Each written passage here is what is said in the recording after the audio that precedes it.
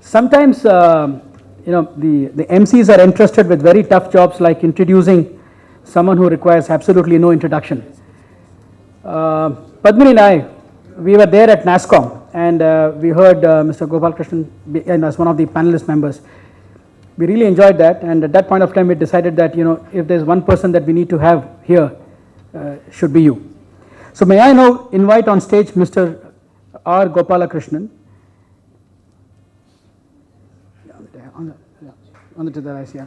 And I would request Arun Jain to please welcome Mr. Gopalakrishnan with a bouquet.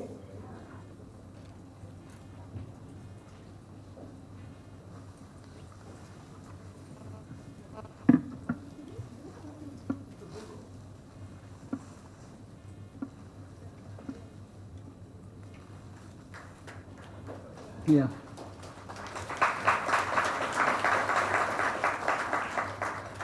R. Gopalakrishnan, known as Gopal to his friends, has been a professional manager for 46 years from 1967. 1967 is the year when I was born. 31 years in Unilever and 15 years in Tata. He had served in Jeddah as the chairman of Unilever Arabia, as the managing director of Brooke Bond Lipton India, and finally as vice chairman of Hindustan Lever. Currently he is director, Tata Sons.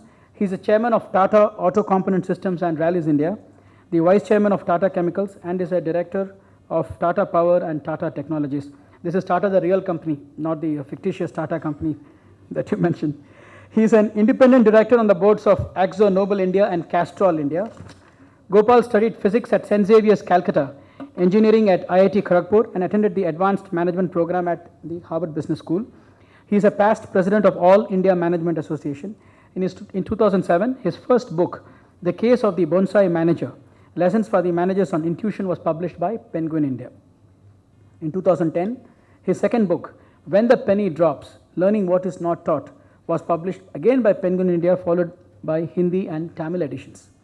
In 2012, his third book, What the CEO Really Wants From You, The 4 A's for Managerial Success, was published by HarperCollins India.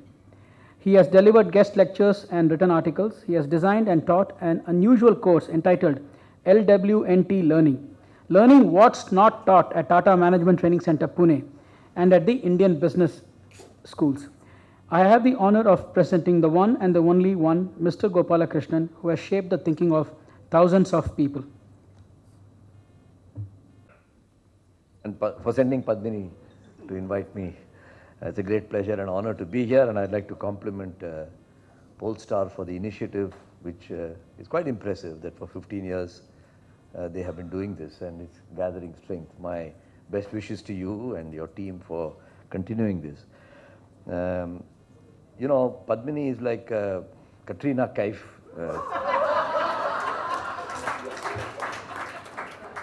You can't close your eyes, you can't close your ears, she just comes at you. I want the hot water, please, my friend. I want hot water. Thank you. And she arrived in my office and made me confess that I would be in Chennai anyway today, at which stage it was too late. And it was a great pleasure to be here. I'm very happy that I changed my mind and I stayed over. So thank you very much. It was also delightful to hear our distinguished panelists speak on a subject of great importance to us. I've been asked to give a keynote address that suggests that I must say something very profound for about 20 minutes. And it's Friday evening, 8:30, and you guys must have your head examined if you really want that. So what I am going to do, I want you to know that I've taken the whole event very seriously, Arun. I'm not sure. I have prepared a speech. And as a tribute to the amount of effort I have put into this, I will leave you a copy. And those of you who are desperately interested to know what pearls of wisdom I have churned out can get a copy from Dia Thomas. Where is she? She's got a soft copy. Now that established that I'm a hard-working, industrious fellow. And I hope you will accept that I am one. I've survived 46 years in Unilever and Tatas. So I'm not going to read my speech out, but if I have to finish in 15 minutes or 20 minutes as I've been told, I'd like to touch on the theme of what I have thought about, because it sort of mirrors, coincidentally, I didn't know there's a panel and this is what the panel is going to discuss, but in a sense it sort of mirrors the other side, not the business side of the newspaper or media. The subject I have chosen is corruption, its history and its future. And I have taken the approach of a part-time, undistinguished historian to look at corruption as like a human being or like a dynasty or like a movement and say how long has it lasted, what are the origins, who are the peak, and what has happened around the world. And the context obviously is we are all seeing a lot of it around. It almost looks, if you read the media and listen to the newspaper, television channels, that everybody's become corrupt and hugely corrupt, that every man in Delhi is out raping women, right? It suddenly looks as though the libido has been liberalized instead of something else being liberalized. So the whole place is rather confusing. So I've chosen the subject of corruption, and in a sense I'm relieved because as soon as I walked in I found Mr. Vittal sitting here. And I said, Jesus Christ, he's written a book on the subject, and I'm going to expose myself and my ignorance to him, but he's gone away. But I would like a copy of my paper to be given to Mr. Vittal because I put in some effort in this. On a serious note, we all know that corruption is a major issue. I don't think we need to prove it. And we know that it saps the GDP, the social fabric, and the psychological fabric, the ethical fabric of society. And I've got a lot of numbers as to how many $1 billion it costs. I can quote C.K. Prahalad, I can quote Mr. Vittal, but I'm not going to do all that because you don't need to be convinced on that. I mean, all of you know that. So I want to go straight into the idea that if I'm interested in a Mughal monument, I see what is the history of the Mughal Empire. I'm seeing this monument called corruption, and I'm going back into history. Rajaji was a very erudite man, and he said, and I quote, India had probably the largest number of very big time lengths of intervals between one effective government and another, right? There have been a great many periods during which people had neither central nor regional governments. He's tracing 5,000 years of our history. I'm not talking of modern times. As you know, Rajaji is dead and gone for a long time. But it sounds as though it could be applied for today's time as well. There have been a great many periods during which the period had neither central nor regional governments exercising effective authority.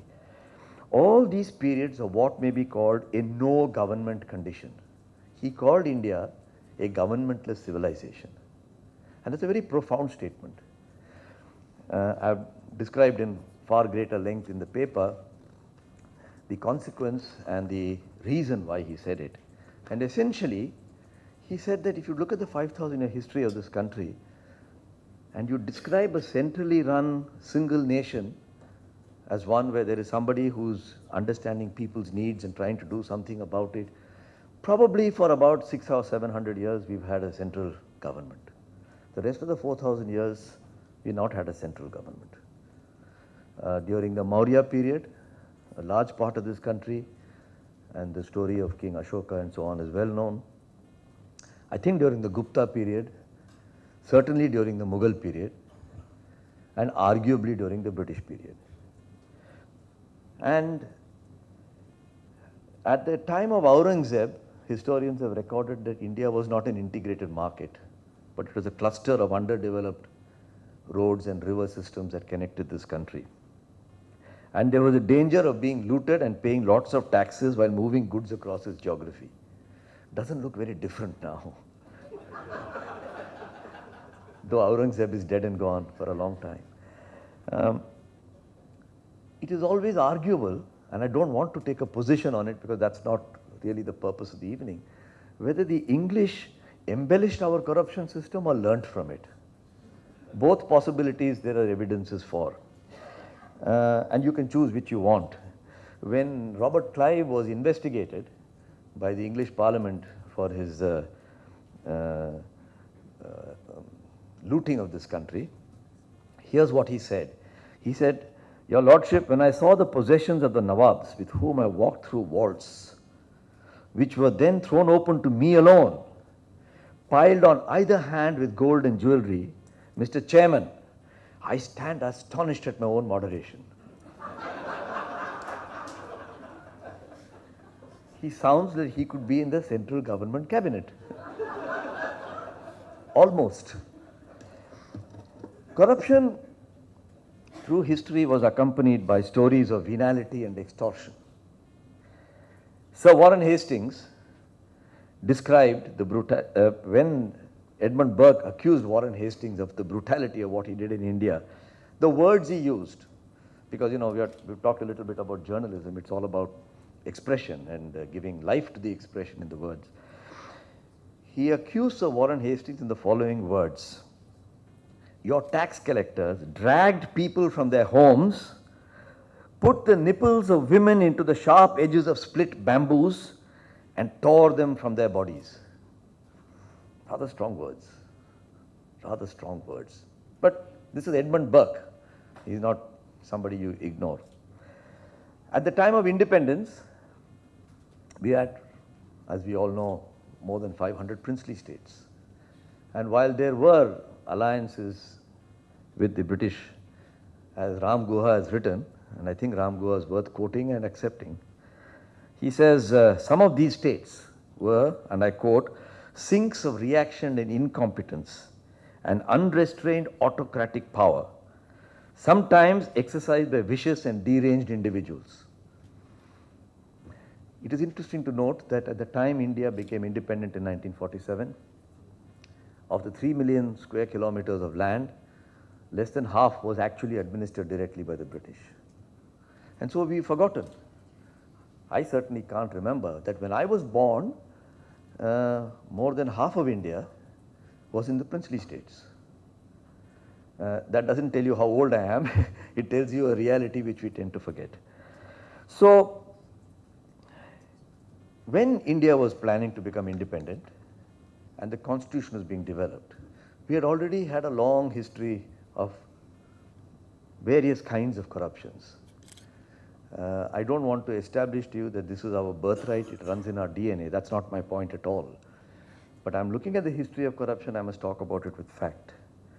There was a great debate in the Constituent Assembly on how much we should centralize and how much we should decentralize. As you know, forever there's a debate. And Rajaji had argued that India has always been decentralized. Gandhiji, of course, said India lives in its villages.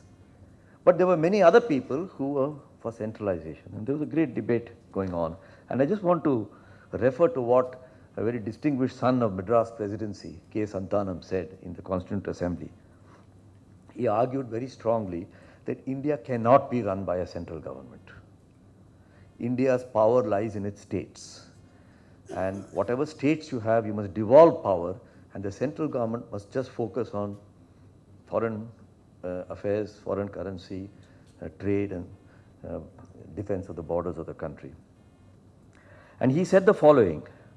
He said that if you follow this system of fiscal provisions and the central government allocating resources, you would make the states beggars at the door of the center. And he's turned out to be right. Whether we could have done it some other way can be argued. And by having the GST, we'll make it even more so. I have personally been to see how the 72nd and 73rd Amendment is being implemented in the villages. And the village sarpanch says, you know, the total amount of tax I am free to raise in a whole year, 2,500 rupees. Saab, aapko usme chai nahi pila sakte. And so I spend all my time in the Zilla Parishad spends in the state headquarters sits in Delhi, and we got a whole complicated system. This is part of the systemic reason why we have what we have. And there is a journalist called Akar Patel who writes, at least I think he writes well, and he has given a whole list, I won't read all of them. And he says, in India, culturally, we bribe even God. You go to God, you give 1,000 rupees, you do one Kalyana Utsavam at Tirupati. Say, my son is not studied well, but somehow get him through the exam. Outside the temple, it is called a bribe, right? I don't deserve it. But he goes on to say that of all the many wars that have been fought and won, some form of bribery and corruption, and I didn't know that there are so many of them. He says the Battle of Plassey, of course, this is very well known. Clive paid off Mir Jafar, and that story is very, very well known, so I don't have to repeat it. In 1700, west of Satara, there's a fort called Parli, the headquarters of the Maratha government, and it fell after somebody took a bribe from Aurangzeb. And it goes on, and the one that I'm very scared to say in Bombay, but since I'm in Chennai, I will take the risk, is about Shivaji. Shivaji took Kondhana, which he renamed as Singhad. And after the Mughal commander was bribed. I dare not say this in Maharashtra because I think I'll immediately have various characters saying you said Shivaji bribed.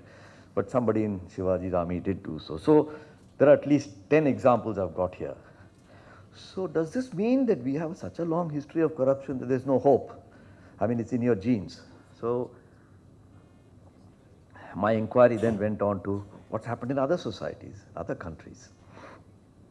It was very comforting to know that others have a similar history.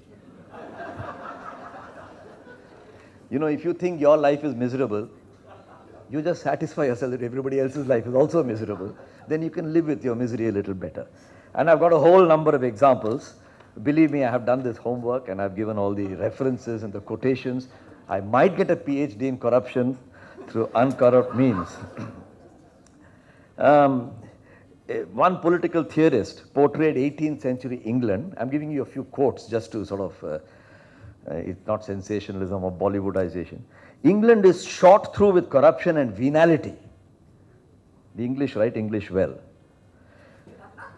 In March 1888, a royal commission in England recommended, and I quote, it would be well if it were made a criminal offense to offer any member or official of a public body any kind of payment. 1888 is not that long ago in the development of a society or a country. The period between 1865 to 1900 has been termed by Mark Twain as the Gilded Age. And I've got a whole list of things that happened in America. And without reading the list, pretty bad stuff happened. But it caused Teddy Roosevelt, and this is the one I would like to mention, to feel so pessimistic about the future of America in the early 1900s. He said the following: the dull, purblind folly of very rich men, their greed and ignorance, and the way in which they are unduly prospered, these facts and the corruption in business and politics have produced a very unhealthy condition, I fear, for the future of America. Teddy Roosevelt, 1905.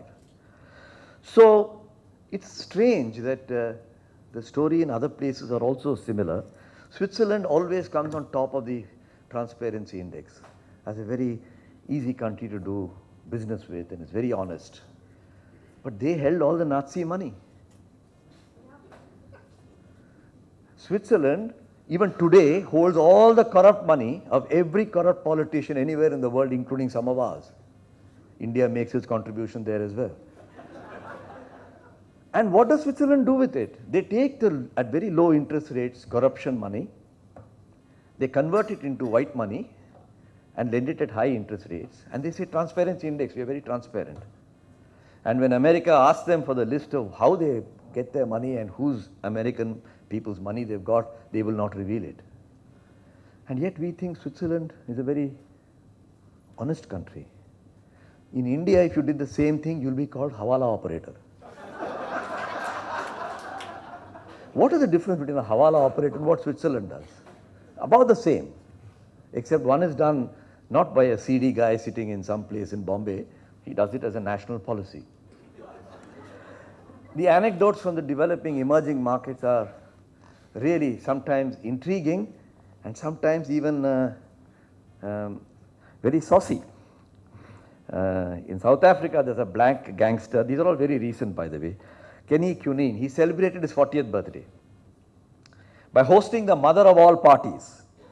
And here I quote, with his eyes hidden behind Roberto Cavalli's sunglasses, he ate sushi from the belly of a woman who was wearing nothing but black lingerie and high heels, while hundreds of guests were looking on.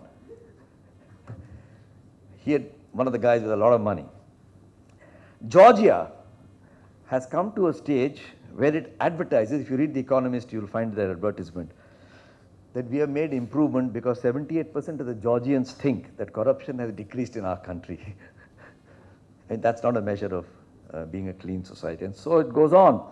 So the short answer is that corruption seems to be pervasive, and its history suggests that it's not some disease that is going to go away. Now, do we have to therefore continue the way we are and just live with what we are? No, that's not what I'm saying. And I want to say this, that in looking at the future, there are many models of democracy and capitalism.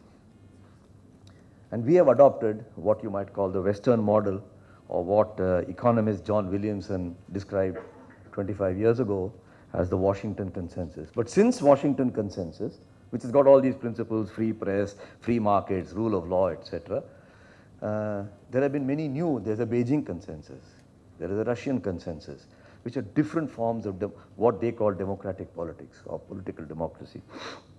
Fundamentally, if we think ourselves now as a democratic capitalism, democracy and capitalism go in opposite directions. Democracy means freedom to vote. Everybody gets an equal vote. Capitalism means freedom to carry on economic activities through markets, which means fundamentally inequality. So we got two, North Pole and South Pole, which we're trying to pull together. Now, how did other countries do it? Because there are many countries that have done it. And how come India is struggling? In every other Western country, they unleashed capitalism first, and democracy came much later. As late as 1920, British women could not vote. As late as 1947, women could not borrow a book from a library from Cambridge University. Forget about voting, can't borrow a book. As late as 1970, women in Switzerland could not vote. Now, we've forgotten all this. It's not a job to keep track of when women got their vote.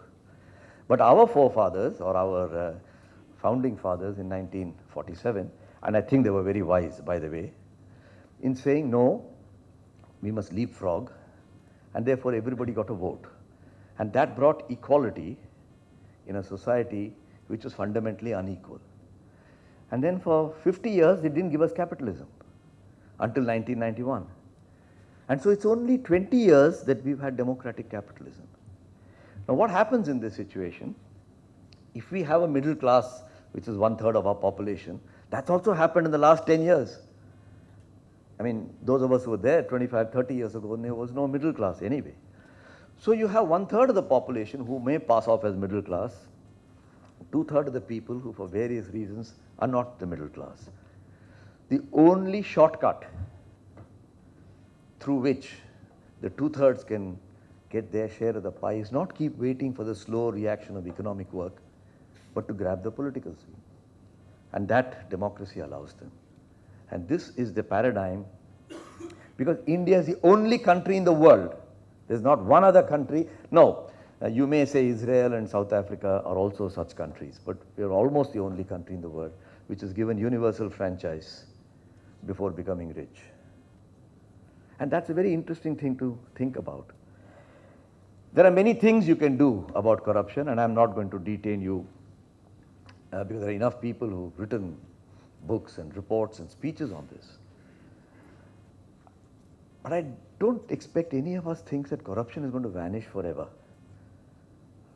But petty corruption, the one that saps you, can be reduced. Indeed, in our country, it has reduced. We are not conscious of it.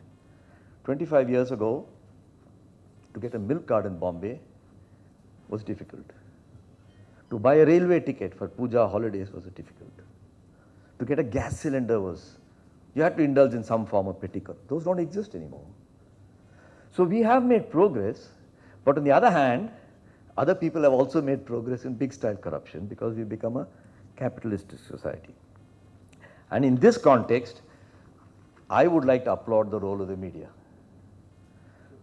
Not adding to the debate that has happened, because that was not their subject, but I didn't know that,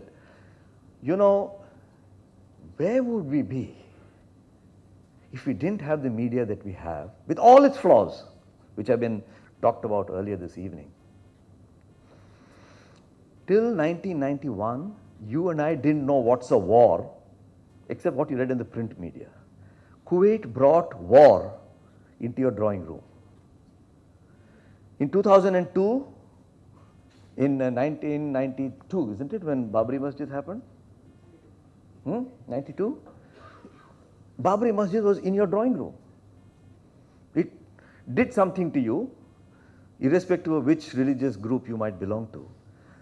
When Godhra happened in 2002, it brought communal riots into your drawing room. India had seen, Godhra had had riots 3 times before 1992, 2002, sorry. When the Sikhs were massacred in 1984, 3 times the number of people died. And I'm not making a political speech, I'm naive in politics, but there was no TV. TV journalism brought Godhra into your drawing room. For the first time you saw communal riots firsthand, as though you were sitting on the street. And so, whether you like them or not, breaking news, broken news, the 4 pillars of democracy, there are 2 that needs reform, or 2 that have played a role. And while you may say economic reform, judicial reform, the media have played a very stellar role. They have flaws, tremendous flaws. But there is no other emerging market anywhere in the world which has such a vibrant media as we have.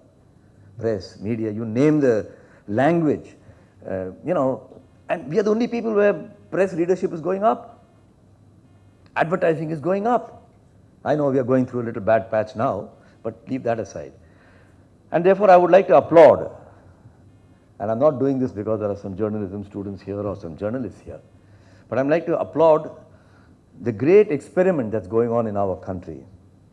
I've chosen the subject of corruption, you can call it governance, you can give it any other name, and we are going through a great experiment which nowhere in the world has anybody ever attempted, to lift 1 billion people out of poverty. We've done 300 million, we got some more to go, through democratic means, and the media is such a powerful ally in this.